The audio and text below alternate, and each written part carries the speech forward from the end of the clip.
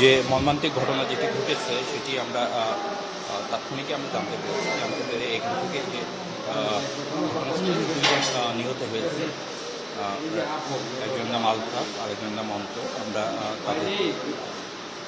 তাদেরকে হসপিটালে প্রেরণ করেছি। একই সাথে যে আহত আছে তাকে প্রথমে মুগ্ধা হাসপাতালে পর্যাপ্ত চিকিৎসা ব্যবস্থা না থাকাতে আমরা কিন্তু বাকি ওই যে ভিকটিম তাকে আমরা মেডিকেল কলেজে আমরা প্রেরণ করেছি। তাদের ফ্যামিলি মেম্বারদের খোঁজ দেওয়া হয়েছে।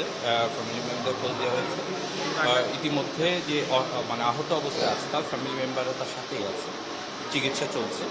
আর যে বিল্ডিংয়ের যে মানে নির্মাণের যে বিষয়টি সেটি আসলে রাজুক বা মানে এই সংশ্লিষ্ট প্রতিষ্ঠানগুলো দেখাশোনা করে।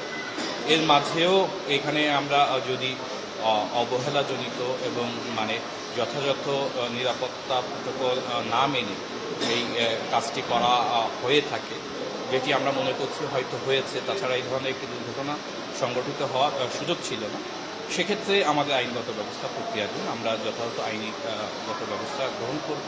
যারা অবহেলার জন্য যারা দায়ী, ঠিকাদার প্রতিষ্ঠান অথবা মালিকপক্ষ যেই দায়ী হতে হবে, আমরা তাদের বিরুদ্ধে আইনগত ব্যবস্থা যাব।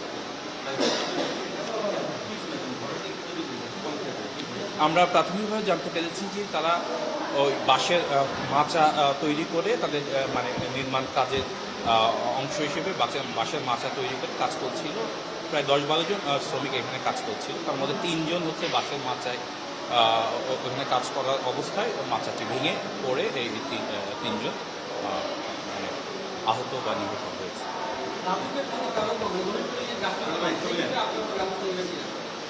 সেক্ষেত্রে আমরা সংশ্লিষ্ট প্রতিষ্ঠানকে আমরা সুপারিশ করব। এর সাথে আসলে মানে আমরা অন্য প্রতিষ্ঠানের যে বিষয়গুলো আছে তাদেরও ঊর্ধ্বতন কর্তৃপক্ষ আছে, তারা সেখানে তাদের জবাবদিহিতা আছে। আমরা মনে করি যারা এই কাজের সাথে যুক্ত আছে তারা যদি কোনো গাফিলতি করে তাদের বিরুদ্ধে আমরা আইন ব্যবস্থা করব।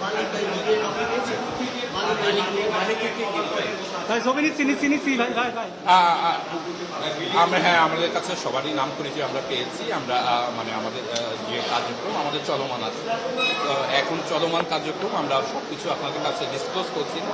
বাট আমাদের কাজ, আমরা আসলে যে কোনো একটা ইনসিডেন্ট পেলে তারপর থেকেই কিন্তু আমাদের বিভিন্ন কার্যক্রম শুরু করে দেয়।